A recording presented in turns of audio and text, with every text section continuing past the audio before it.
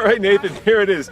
I would wager this is the most anticipated car of the year, this Scion FRS, because it heralds the return of the front-engine, rear-wheel drive, affordable sports car. Do you agree? Absolutely. This is a vehicle that if you like going around corners, if you actually enjoy having a ride that you can feel, this is the car. It's the right car. And it's fun. Come as we rock this car in the Red Rocks.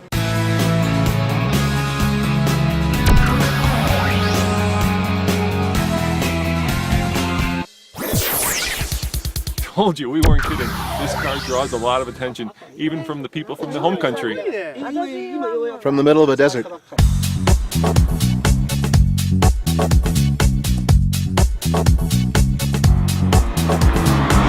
Fun? Hell yeah! This is a great performing car, but the magic is actually here under the hood. Very interesting setup. You get 200 horsepower and 151 pound-feet of torque out of a boxer engine. You're used to seeing these in Subarus, but this is an all-new engine jointly designed with Toyota. Here's the interesting part. Because it's a boxer design, going side to side with the pistons as opposed to up and down like your conventional engine, it can sit really, really low in the chassis, and it creates excellent weight distribution. So in terms of cornering and handling, cojones! It's got serious cojones. When you get next to it, you realize that this is a very small car. In fact, it's an inch shorter than the Z. One of the things that makes it so much fun to drive that it's light, just under 2,800 pounds, and the ass is a little bit lighter. 53% of the weight up front, 47% in the back. That means you can hang this thing out and slide it around with a boat. The downside, it looks a little bit like the BRZ, but the upside to that is both cars are handsome, in my opinion. Yes, it has a back seat, and we don't frickin' fit. This is probably more for occasional utility and insurance purposes. You can put kids back here. Certainly not for human use. Not at all. Not for these humans, at least. Woo! In the desert, no less. Try as I might, I wasn't able to get into the back, into the trunk, without lowering the rear seats. Fortunately, they do go down. Not a lot of space, but with the rear seats down, you could probably fit in one golf bag and one fat guy. Whew.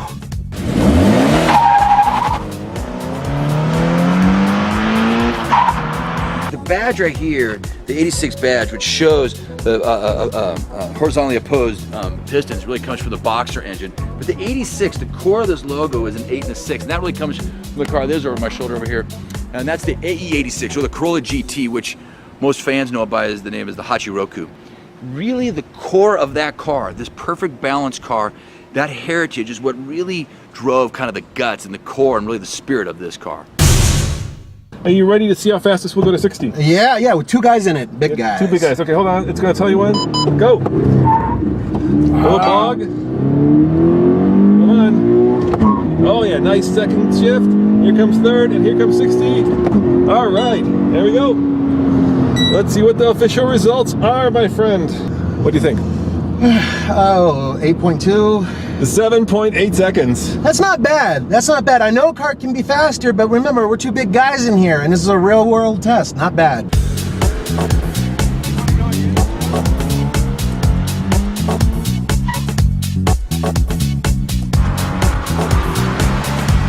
I know that most of you will never take this car on the track, but if you do, you gotta drift it because I get it. I've always looked at drifting as kind of the synchronized swimming of the race car world, but when you're behind the wheel instead of in the grandstand, it is just a hoot. The FRS kicks ass. It says to you, come on, give me more, show me what you can do because I'm gonna make you the fastest guy in this track. And that's how I feel. I feel like a superstar in this car. And you know what? Is that worth $25,000? You bet it's worth $25,000 and probably a lot more. There are some things wrong with this car. Absolutely. My biggest complaint initially is that it doesn't look anything like the show car. I was in New York when they rolled that out and I was blown away. And while this is good, it could be great. That's absolutely true. Here's another problem. The BRZ from Subaru, they look exactly the same or nearly identical. I mean, they really need to look different and they don't. In my mind, the elephant in the room is that the Abarth is charming, the Mustang is powerful, and the GTI is precise. These are cars that potentially compete with the FRS. This car, it's a little bit sterile. You know, it does everything well, but there's a lack of engagement, a lack of charm that I wish I could discover in this new Scion. Hey Nathan, here's an interesting fact. Did you know that the stick shift we're driving actually gets worse gas mileage than the automatic? That's interesting. This one, manual, gets 25 miles per gallon combined. It's not too bad. Whereas the automatic gets 25 city and 34 on the highway, which is actually very good for a car that has 200 horsepower. All right, Nathan, we've taken it on the road, on the highway, and of course on the track. So after all that, what do you think of this Toyobaru? Toyobaru. Yeah, it's a mouthful, Toyobaru.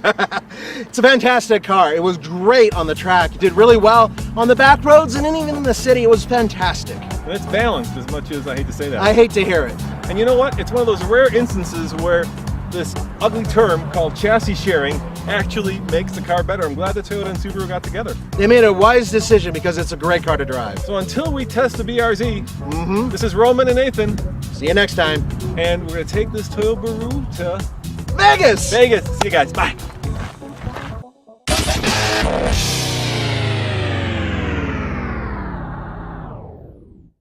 You know, there are really only 4 components that make a good race car: brakes, steering, power, and weight. And this car has all 4 of those. And to my mind, that's what makes it such a perfectly balanced car. But, and this is a big but, I still want more power, because I know that my big toe can control the amount of power, and when I'm on a racetrack, there is no substitute for power, and 200 horsepower and 151 pound-feet of torque, while it may be perfectly balanced, it's not perfectly adequate, at least not for me. The FRS is intense because I'm deliberately driving poorly, and it doesn't care. It's basically saying, hey dude, I'm gonna make you a better driver. And that's exactly what it's doing. No matter how I push the tail out, how hard I hit the brakes, how absolutely incorrect I go around any corner, it doesn't matter. It's gonna let me do it, and it's gonna say, hey, you know what? I'll push your butt out a little bit, but then I'm gonna help you get it all back. That's impressive.